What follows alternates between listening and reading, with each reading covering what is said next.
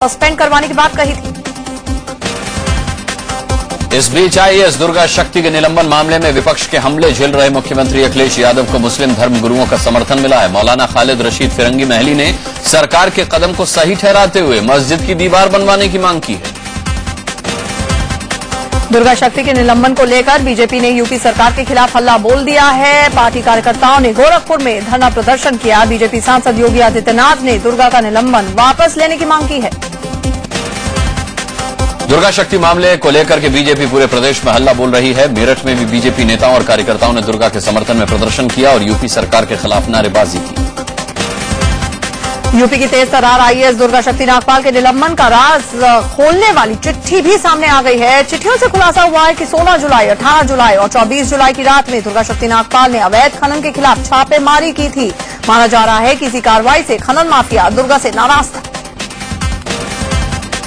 IAS अफसर दुर्गा नागपाल ने ये तीनों चिट्ठी डीएम को लिखी थी। पहली चिट्ठी में साफ साफ कहा गया है कि 16 जुलाई को दुर्गा ने अवैध खनन करते 6 ट्रकों के साथ 7 लोग पकड़े। 18-19 जुलाई को 15 ट्रक के साथ 10 लोग पकड़े गए और 24 जुलाई की रात 7 डंपर, 3 जेसीबी मशीन के साथ 10 लोग गिरफ्तार किए गए।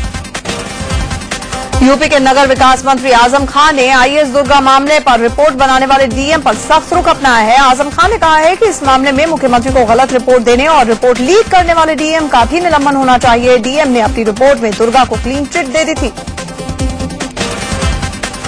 दुर्गा नागपाल के निलंबन से भले ही खनन माफियाओं के हौसले बुलंद हुए हैं, लेकिन कुछ माफिया इस मामले के शांत होने का इंतजार कर रहे हैं। फिलहाल इन्होंने यमुना किनारे खनन का काम रोक दिया है। महाराष्ट्र के उद्योग मंत्री नारायण राणे के बेटे नीतीश राणे भी अब ठाकरे बंधुओं के नक्शे कदम पर चलते हुए दिखाई दे रहे हैं। गुजरातियों के खिलाफ दिए गए बयान पर अब भी वो कायम हैं। उन्होंने मुंबई में रह रहे गुजरातियों को मुंबई छोड़कर जाने का फरमान जारी किया है। नीतीश राणे मुंबई में स्वाभिमान संगठन नाम से एक समाज सेवी संस्था चलाते हैं। राणे कहते हैं कि गुजराती मुंबई में रहकर पैसा कमाते हैं, लेकिन तारीफ गुजरात के मुख्यमंत्री नरेंद्र मोदी और उनके विकास मॉडल की करते हैं। ऐसे गुजरातियों को मुंबई छोड़कर चले जाना चाहिए। नीतीश की एक और शिकायत है कि मुंबई की गुजराती बहुल हाउसिंग सोसाइटियों में मांसाहारी व्यक्तियों को घर नहीं खरीदने दिया जाता है। नीतीश कहते हैं कि अगर गुजराती वापस नहीं लौटे तो वो मुंबई को ही गुजरात बना देंगे।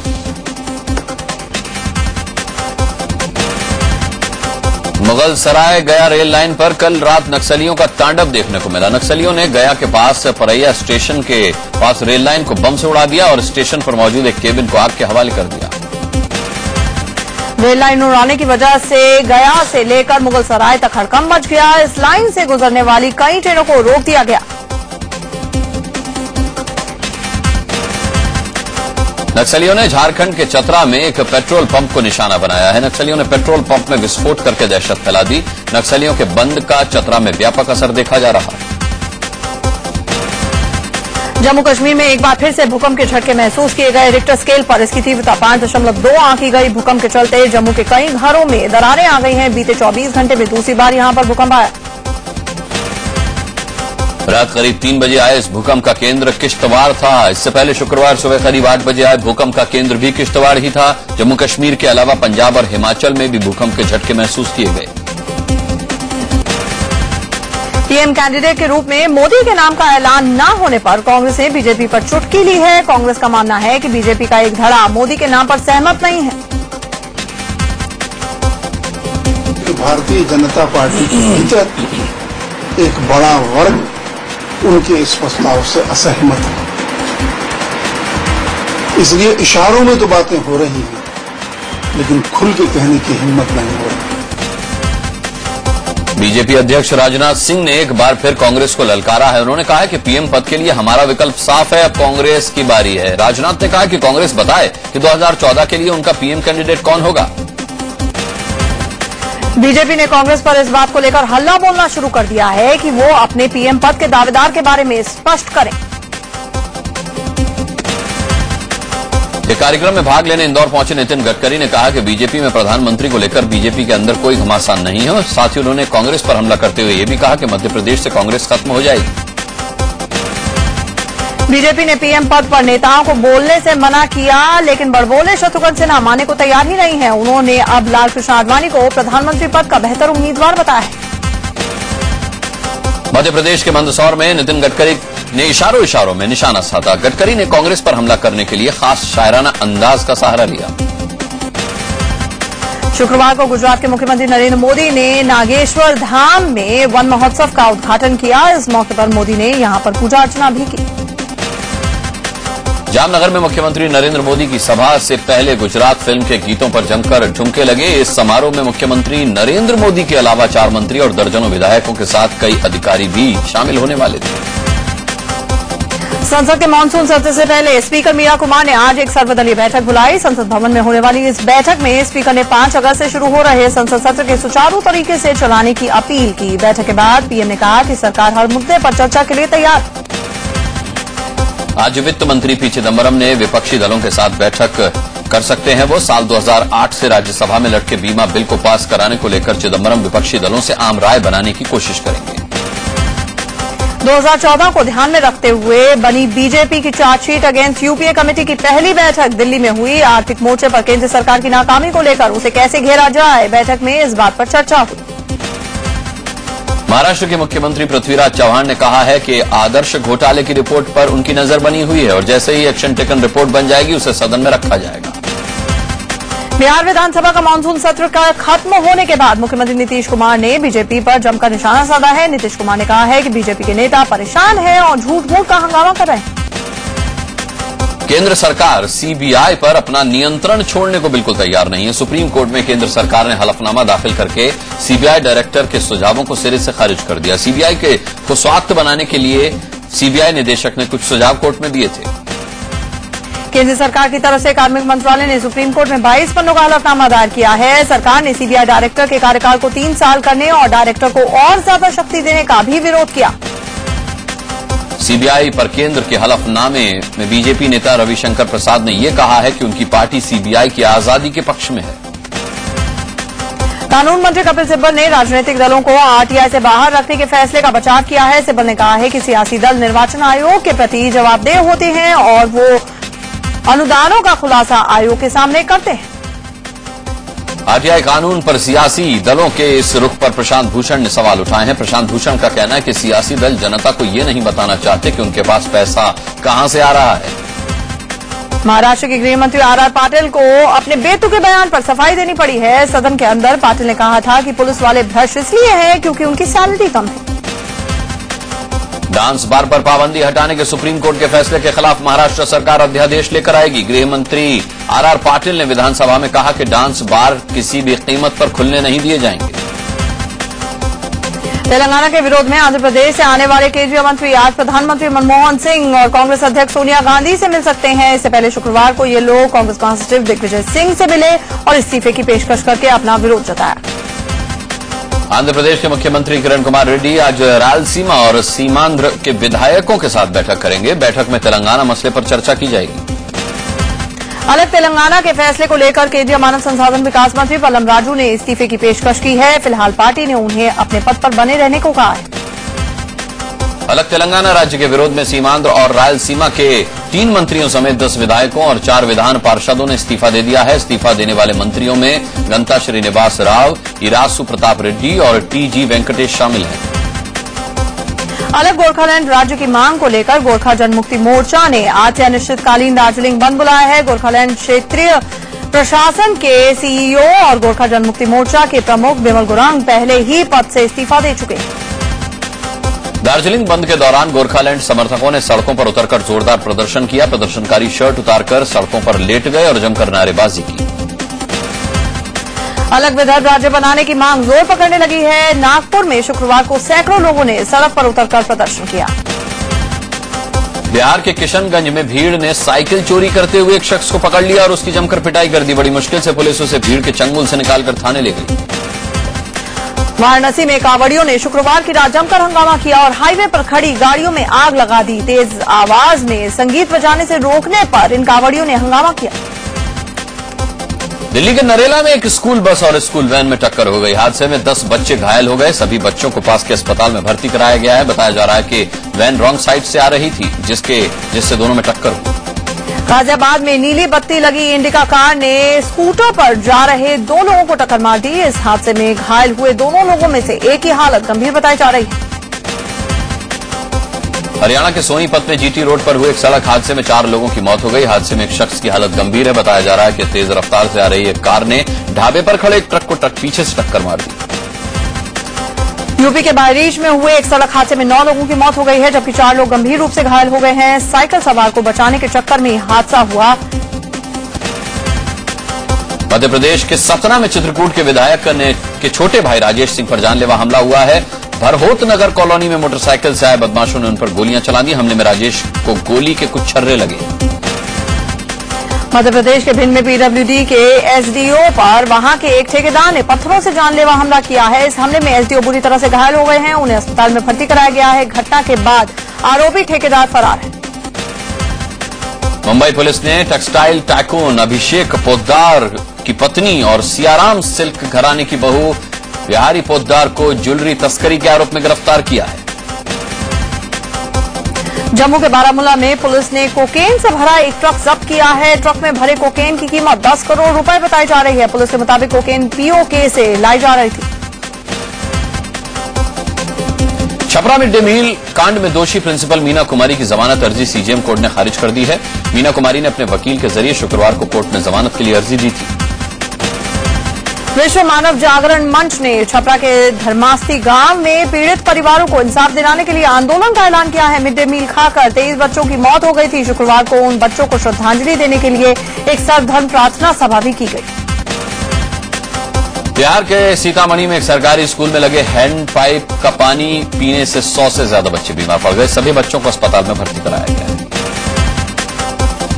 केदार घाटी में जैसे जैसे सफाई की जा रही है, वैसे वैसे बड़ी संख्या में मलबे में दबे हुए शव निकाले जा रहे हैं। पूजा शुरू करने से पहले सरकार के सामने मलबे में दबे शवों को निकालकर अंतिम संस्कार करना एक बड़ी चुनौती है। बनारस के पिशाच मोचन तीर्थ पर उत्तराखंड आपदा में मारे गए लोगों की मुक्ति के लिए 108 ब्राह्मणों ने त्रिपिंडी श्राद्ध का आयोजन किया। धार्मिक मान्यता है कि यहां अकाल मृत्यु में मारे गए लोगों को त्रिपिंडी श्राद्ध करने से मुक्ति मिल जाती है। दिल्ली के जवाहरलाल नेहरू विश्वविद्यालय में एक छात्र के कातिलाना हमले में घायल छात्रा रोशनी की हालत में हल्का सुधार हुआ है। शुक्रवार को उसे वेंटिलेटर से हटाया गया है। डॉक्टर के मुताबिक वो हाथ पैर हिला रही है। उधर इस मामले में पुलिस सभी पहलुओं को ध्यान में रखकर जांच कर रही है। दिल्ली मेट्रो का किराया बढ़ सकता है। डीएमआरसी चीफ मंगू सिंह ने मेट्रो का किराया बढ़ाने के लिए शहरी विकास मंत्रालय को सिफारिश की है। मंगू सिंह ने कमेटी बनाकर मेट्रो का किराया बढ़ाए जाने की मांग की है। जम्मू कश्मीर के अर्निया इलाके में सेना ने नकली नोटों और हथियारों की एक खेप पकड़ी है। पाक सीमा से घुसपैठ कर रहे 2 लोगों पर जब जवानों ने फायरिंग की तो वो दोनों करीब 5 लाख के नकली नोट और चाइनीज पिस्टल वहीं छोड़कर वापस भाग गए। राजस्थान के बीकानेर में एक नवजात बच्चे की मौत से गुस्साए लोगों ने अस्पताल में जमकर हंगामा किया। परिजनों का आरोप है कि डॉक्टर्स से जब परिजनों ने बच्चे की मौत की वजह जाननी चाहिए तो उनके साथ बदसलूकी की गई। जयपुर में एक भाई बहन पानी की टंकी पर चढ़ गए और जान देने की धमकी देने लगे। ये दोनों अपने पिता की मौत की सीबीआई जांच की मांग कर रहे थे। बड़े अधिकारियों के जांच के भरोसे के बाद ही दोनों भाई बहन टंकी से नीचे उतरे।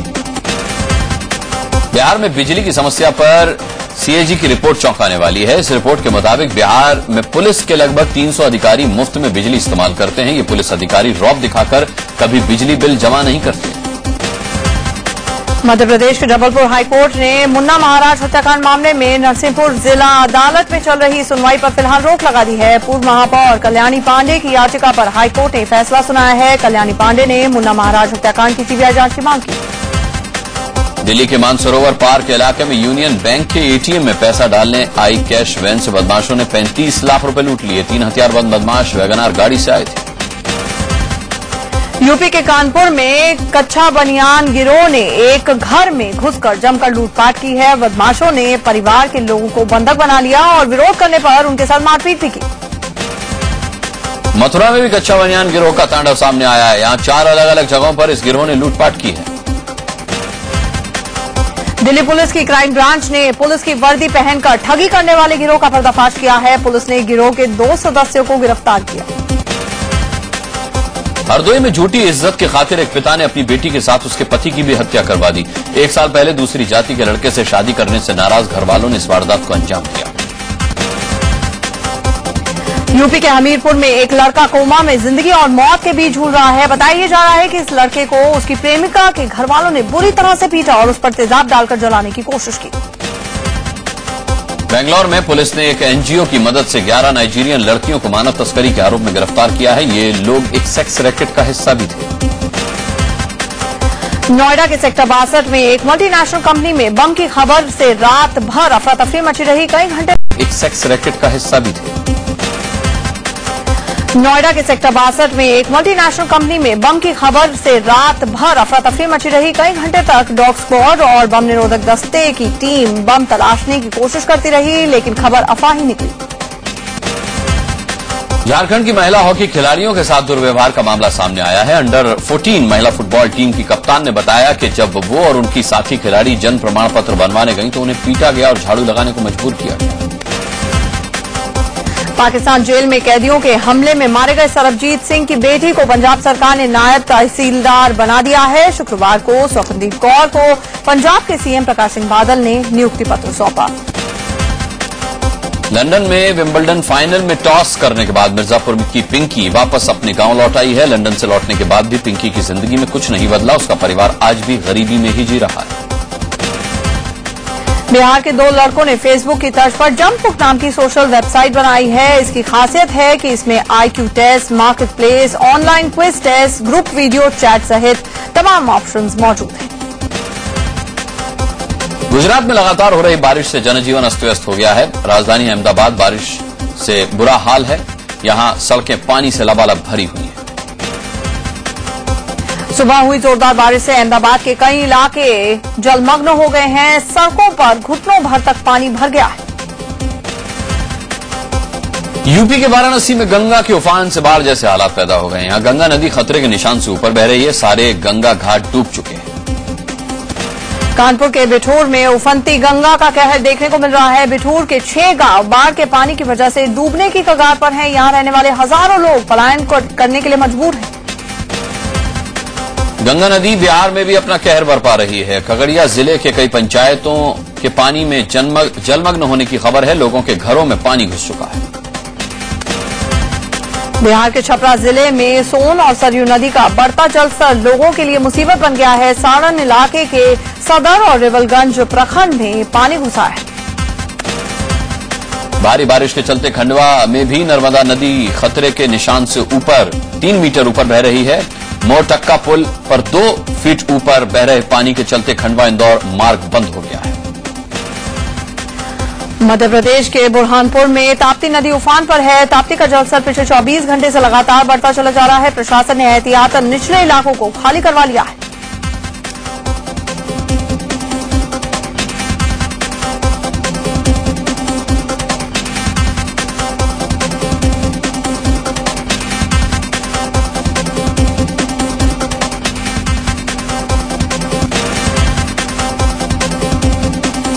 मध्य प्रदेश के बड़वानी में नर्मदा खतरे के निशान से 4 मीटर ऊपर बह रही है। यहां के राजघाट में बने पुल से गाड़ियों की आवाजाही पर प्रशासन ने रोक लगा दी है।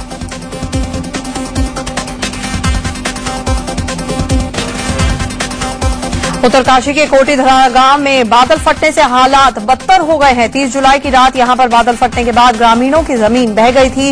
लोगों के घरों में पानी घुसा हुआ है।